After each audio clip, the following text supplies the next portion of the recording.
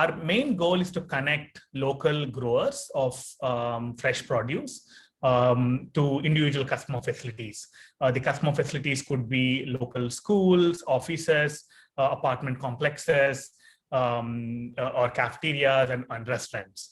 What we do is to create modular logistical systems that collect the live plant from the growers, transport them using optimized transportation services, and deliver to the customers just before they are consumed. So let me walk you through some of the key steps involved in this process. So customers who could be restaurants or schools or office buildings and so on, they subscribe to our system, our systems online. They choose what plants they need, what vegetables they need, and so on. And using their information, we then connect them to the local farms, and we identify the optimal farms who could deliver to the customer's needs.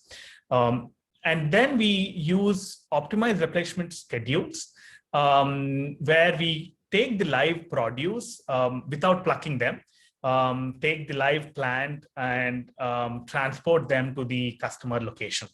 And this is a place where we are able to account for the amount of optimize for the space required for this, the time that it takes to grow at the customer location.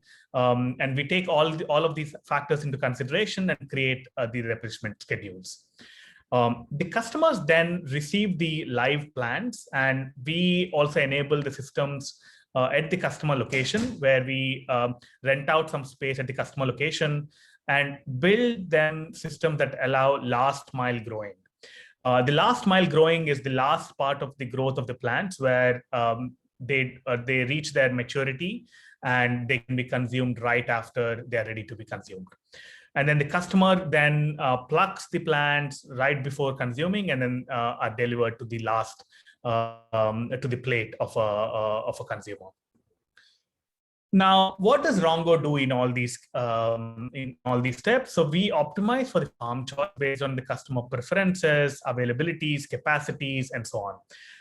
And we also optimize the replenishment schedule by incorporating multiple stop routes. So this is one factor where we are leveraging the skill set of the founder. So I myself come from an operations background.